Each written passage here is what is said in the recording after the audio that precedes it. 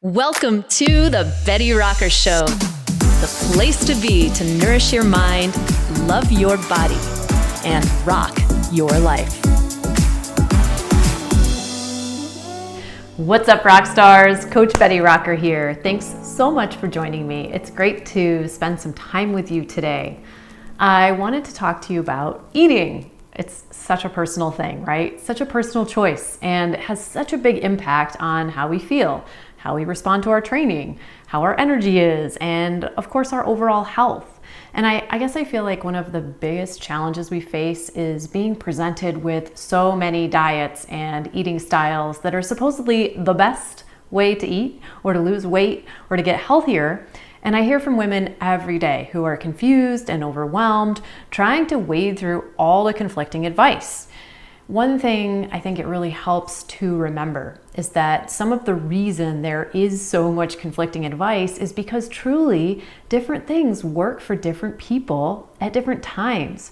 Some diets are really effective for certain people at certain times in their life. There's simply just not one perfect diet for everyone. Remember in our last conversation when we were talking about how to recover effectively if you've been sick or injured? We were talking about all the different systems in our bodies and how they can impact the level of stress our body is dealing with at any given time, right?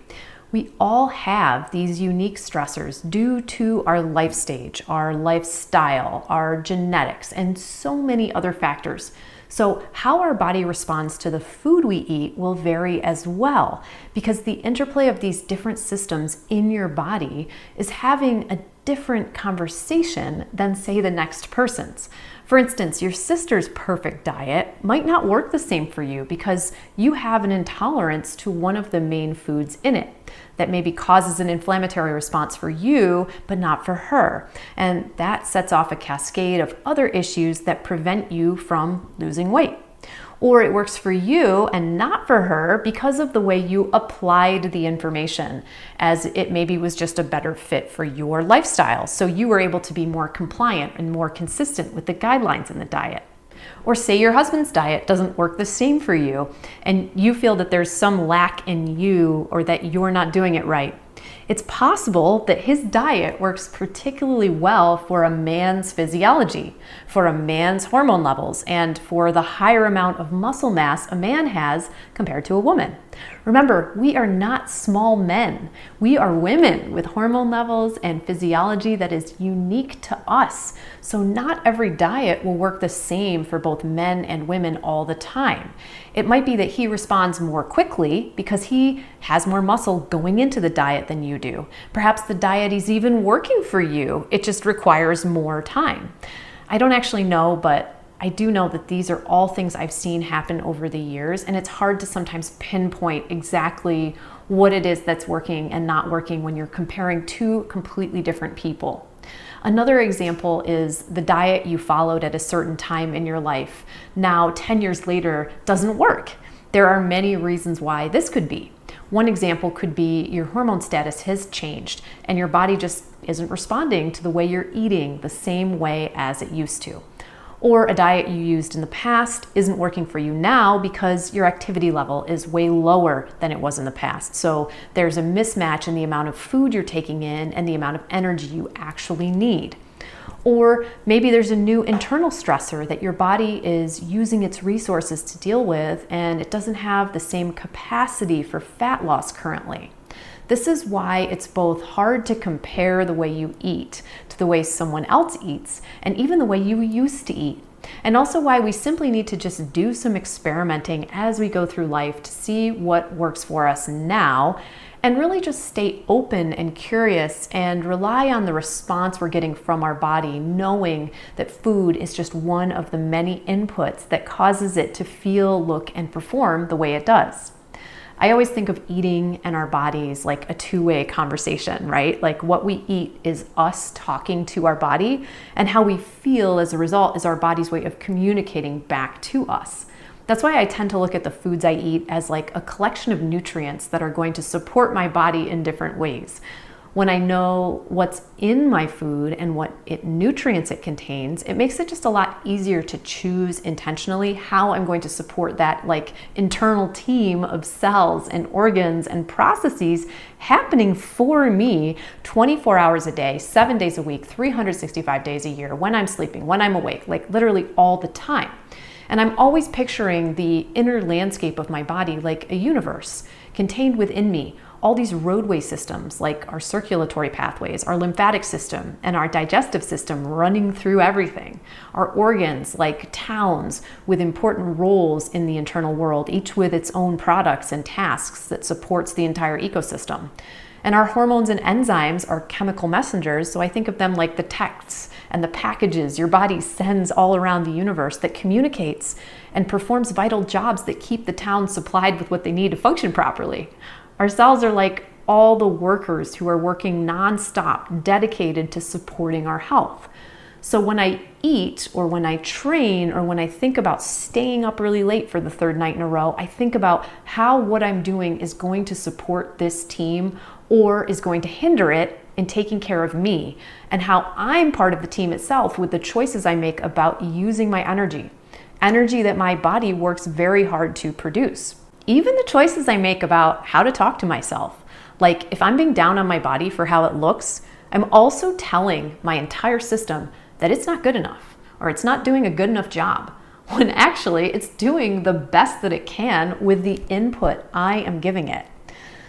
And that's really why nowadays, when things aren't working right, I think about what I need to do to support the team. There's this sense of responsibility I feel to take care of myself. It goes way beyond how much I weigh or how I look on the outside. And sometimes maybe it's not something I can figure out all on my own. Maybe I need some outside support or someone to look inside at my blood to get more information than I can just glean with the symptoms I'm experiencing. The bottom line is really that taking care of ourselves is a complex process, and it's not easy. There isn't one specific or right way to do it. Right? We have to experiment and find the right way for ourselves, and there are a lot of ways that can work, and some that don't work as well or work better at specific times in our lives than others. I always think about this podcast I did a couple years ago with Tricia Nelson, who wrote a book called Heal Your Hunger, about helping people deal with emotional eating. It's a great episode if you haven't listened to it before. She talked about a concept called 3-meal magic, which she uses to help people focus and have an anchor point. And I just love how that sounds, and it's easy to remember too. And it always resonated with me because I've always taught a similar approach with 3 main meals as anchor points throughout the day. It's pretty basic and old-fashioned, but it works for a reason.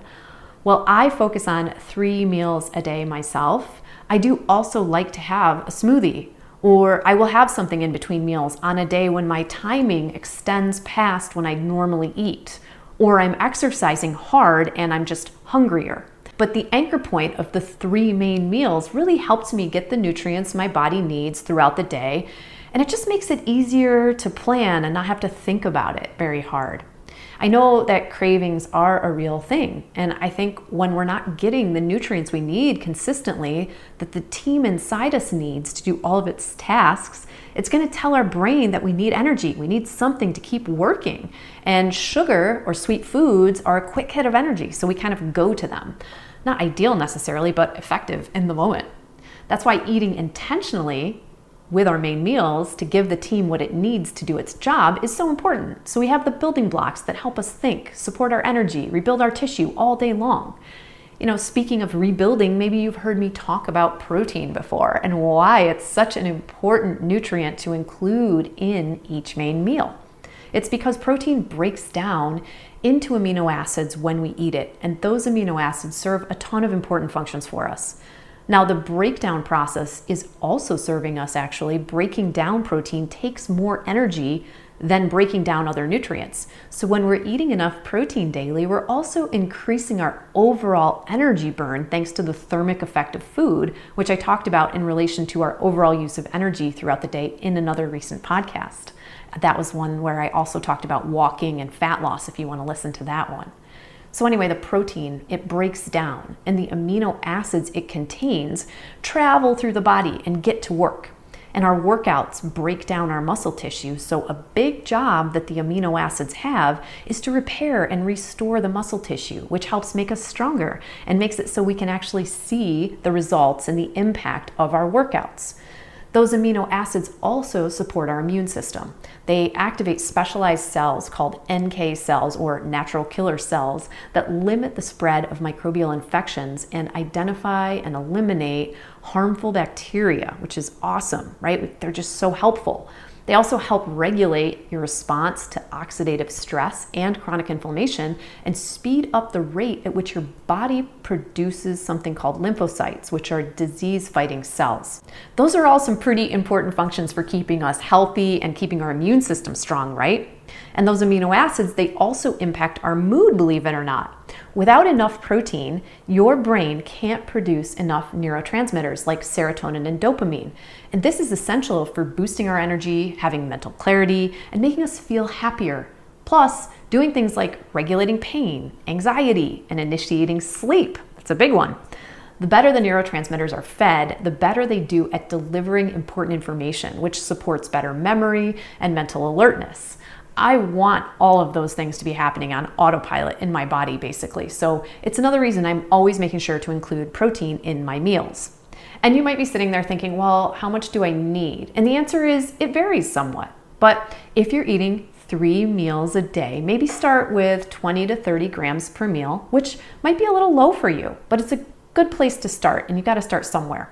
If that feels okay, and you want to increase your amount, just try making the portion of the protein source you're including a little larger in each meal. Or you could add a protein smoothie in at some point in your day like I do. And if you're in the perimenopause or postmenopause stage of life, it's good to know that our body doesn't absorb the aminos as readily as it did when we had, say, higher levels of hormones in our cycling years. So even if you're on hormone replacement therapy, you do want to up your protein intake a bit from the ballpark range I shared before. So if you were around 20 to 30 before, you'd want to go up to like 30 to 40 grams per meal. And that's a sliding scale, right? Same suggestion here about how to easily boost your protein, like just increasing the portion of protein in the meal you're making or adding a protein smoothie into your day at some point. But first you do kind of need to take a look at how many grams of protein are in the meals or foods you're eating now so you actually know. And this is really the only nutrient I pay attention to, specifically knowing the grams I'm getting of daily on an average amount. And really, once you get a good sense of how many grams of protein are in the various foods you rotate through, it gets a lot easier to estimate and not really think about it as much. And hey, if those numbers don't work for you, you can also think about percentages. Like try and make 25 to 35% of your plate in your meal be a protein source, for instance. I always give a wide range because you might fall somewhere on either end of the spectrum, either because of your lifestyle, your activity level, your body composition goals, what have you. Just some experimentation is always a good idea.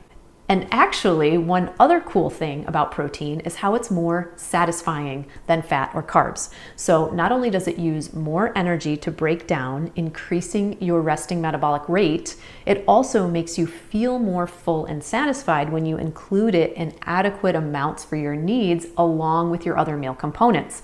That means you'll be less likely to be as hungry as soon after because you're supporting the internal team with what it needs. So you won't get those craving signals or the need to snack as much because you'll have a good baseline of nutrient density from the protein portion of your meals. And there's even more that protein does for the team. I mean, the amino acids are the building blocks of some of our hormones, which perform important signaling roles in our body, like insulin, glucagon, human growth hormone, just to name a few. And of course, we need amino acids to construct our enzymes, which help speed up chemical reactions in our body like muscle contraction, respiration. That's kind of important, right? Our digestion, our nerve function, protein synthesis, and so many more things. So there's just a lot of value in building protein into your meals daily with intention. Of course, different food sources contain different amino acids. There's a lot of different amino acids, but 9 that are called the essential aminos because your body can't make them on its own and has to get them from food. Animal sources of protein contain all 9, while plant sources contain a mix. So if you don't eat meat, for instance, eating a varied vegetarian diet can still cover your bases. Of course, I've always included both omnivore and vegetarian options in all of my meal plans and programs, so you're always covered if you're using something that I created. And of course, protein isn't the only thing the internal team needs to function. We also need those carbs and fats. I know it's easy to be confused by carbs, but if you think about them for their ability to support your energy balance and your gut health, it's just easier to include them with intention, I think, and make our choices from whole food sources that contain more fiber that supports that gut health and our heart health.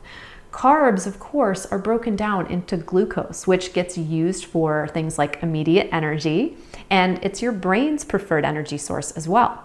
Anything that your body doesn't need for that instant energy gets shipped off via the UPS system in your body to your muscle tissue or to your liver, and it gets warehoused there as a usable form of energy that your body can call on later on, and it's called glycogen in that form.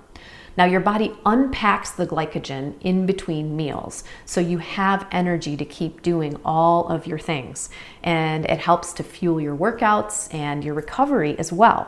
This is why I don't really recommend low carb or no carb diets for women, but experimentation is always important. It's a part of finding what works best for you, because what low carb means to one person might be a moderate or balanced carb intake for someone else.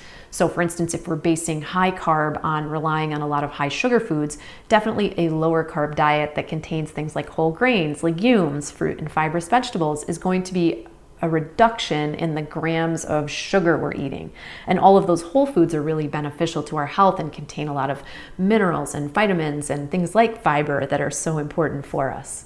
And that long-term, carb deprivation can lead to this real depletion of your body's storage glycogen levels.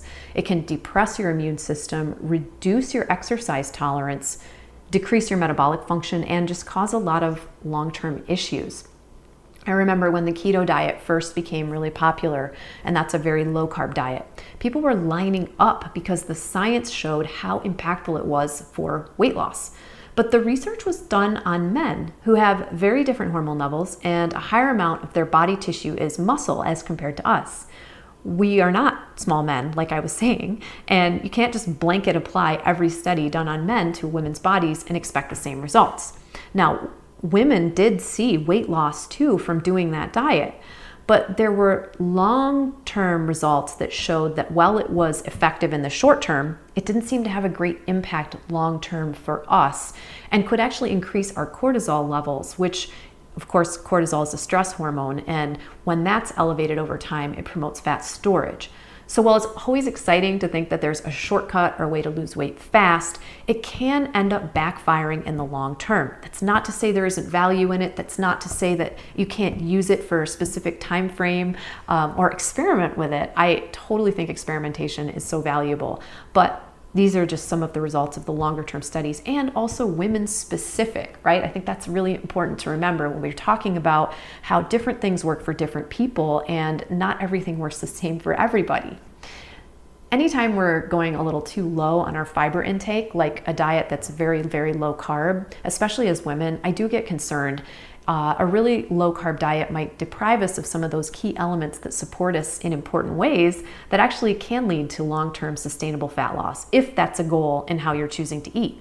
Fiber is, of course, a component in whole food carbohydrate foods that slows the release of sugar into the blood, which gives you more steady energy, supports your healthy gut bacteria and immune system, and supports an optimal digestive flow. Fiber is really important. It's a really important part of our diet at every age, but it becomes even more important to pay attention to as we get into perimenopause, and especially supportive postmenopause as well, because there's this area of your gut called the estrobolome, which specifically helps our body process and remove excess estrogen. And in the menopause years, it's really crucial to pay attention to nutrient-dense meals that fuel the good gut bacteria to both support the diversity of the microbiome and specifically help keep the estrobolome balanced so it can support that elimination of excess estrogen, so we don't end up getting those dirty estrogens circulating back into the bloodstream, triggering estrogen dominance and the things that really exacerbate some of those uncomfortable menopause symptoms that so many women struggle with. Of course, we need healthy fat in our diet too. It really helps fuel our muscle when we're doing low to moderate intensity activities, which is why I've done some recent podcasts about how your body burns energy and the impact that low impact activity like walking has on fat loss. Some of the vitamins that your body really needs, like A, D, E, and K, are all fat soluble, and they can't be absorbed in the absence of dietary fat. Healthy fat in our meals is also very satisfying, and it can help us feel full when we include it in balance with the other nutrients in our meals. And it also helps to slow gastric emptying, which is just a fancy way of saying it slows down how fast the food exits your stomach. And this is helpful, once again, in keeping your blood sugar levels stable, which prevents an insulin spike that can trigger fat storage. And having enough healthy fat in your diet provides you with really lasting energy in your workouts and your daily activities. Along with those glycogen stores we were talking about, which is, how the body stores glucose from our carbs, fat is burned during exercise and also low impact activities to spare the vital amino acids from protein in your muscle tissue. And that's actually an important point I wanted to tie in about protein and why I encourage you to make it a point to include protein in each meal you eat. We've talked about how your body diligently stores both fat and carbohydrates for later use, when we need energy in between meals, but the body doesn't really have the same mechanism for storing the amino acids from protein. They get used to rebuild our body tissue though, and that's what the body breaks down when it needs to call on aminos for any of those important jobs I was telling you about earlier. If it can't find amino acids circulating in your blood, say from your last meal, it literally breaks down your muscle tissue to access the stored amino acids there. And if you're working on like a body composition goal that includes fat loss and muscle tone improvement, you don't want to be losing muscle tissue just because you didn't pay attention to your protein intake. And as we age, this becomes more important than ever because we're not absorbing the aminos as easily, right? So this is one of the reasons people start to lose their muscle tissue as they age. And the less muscle you have, the more your resting metabolic rate goes down. And that's how efficiently burn calories or energy at rest. So the more muscle tissue we have, the more energy we burn. So losing our muscle tissue means we don't burn as much. And if we keep eating the same amount, we gain weight. So if you're active and exercising, we can think about the importance of eating around our workouts, right? Because going into your workout fueled or fueling up shortly after you train is going to support your energy and the muscle adaptations from your training, which helps you preserve the lean mass you have and supports your body in recovery and repair. This doesn't mean you need like a pre-workout drink or that you have to have a protein shake immediately after you exercise, but of course you can if you like. That's totally fine. It just means that if you go for long periods without eating, then work out, and then don't eat for a while after that, your body's really not getting the support it needs for that workout and that energy expenditure. And it doesn't have the building blocks it needs to go into repair mode and regrowth mode after the training session. So your workouts won't actually be as effective for strengthening your body. This is why I personally just kind of focus consistently on getting those old-fashioned 3 main meals a day, and my workout usually falls somewhere between 2 of those meals. And some women are just more comfortable working out first thing in the morning and then eating their first meal after they train, which is fine. I would just recommend that you eat pretty soon after you train if you didn't eat before your training session. Another way to sort of give your body more of a buffer for your training session would be to add a protein shake in the mix in addition to your main meals, maybe on training days or even on non-training days if you're just hungry for it. And this is just a great strategy for boosting your overall protein intake for the day. And it can just be a great way to get some more nutrient-dense fiber from fruit or even greens into your body. So if you like having a protein shake, you might have it if you just worked out, but it's going to be a little while before your next meal. Again, it's a great buffer. This could just give your system some of those nutrient building blocks it needs after your workout, namely protein and carbs. But you could also just eat your next main meal if that was the right time of day for that. I would say another convenient way to use a protein shake or smoothie could be a little while before your workout. So here's an easy example of that. Say you ate breakfast and you're going to work out on your lunch break at work. You want to use lunch as your post-workout refuel meal, but it's been a while since breakfast and your energy levels are dipping a bit.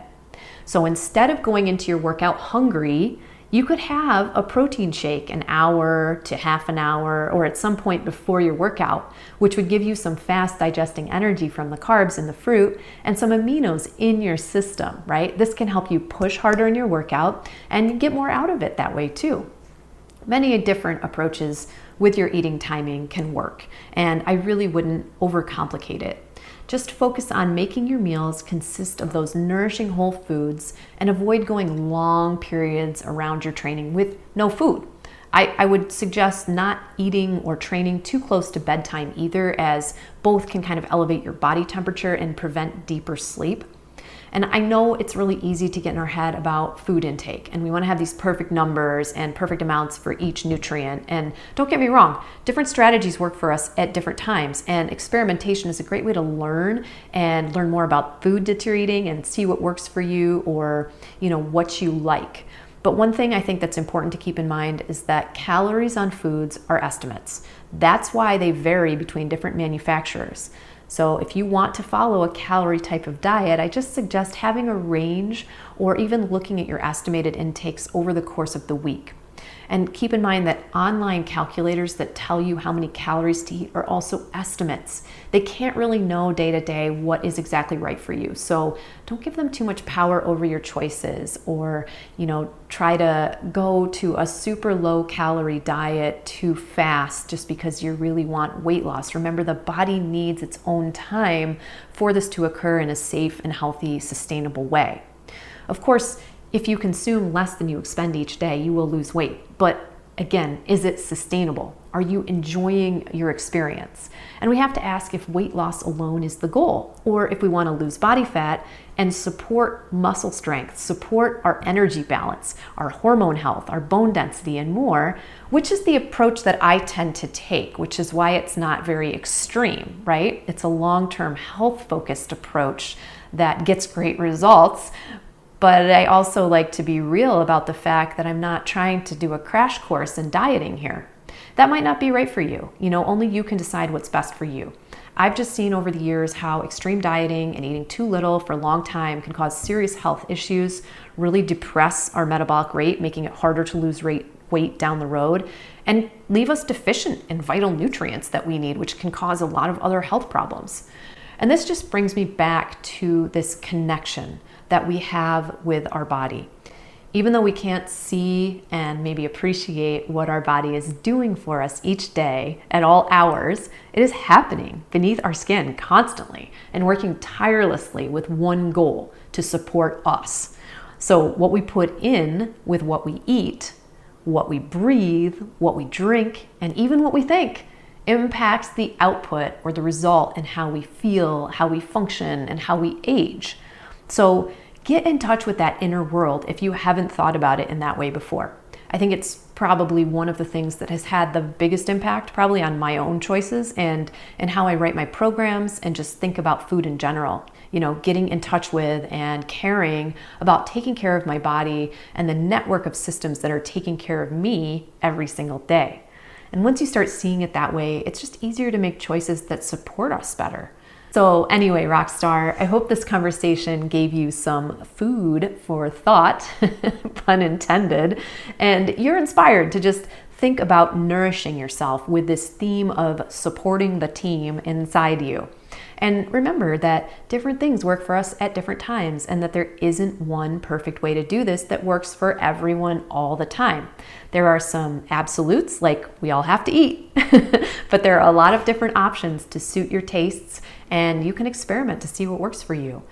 You can find the eating plans and recipe guides that I've created on the bettyrocker.com website, and of course my workout programs and organic protein powders too.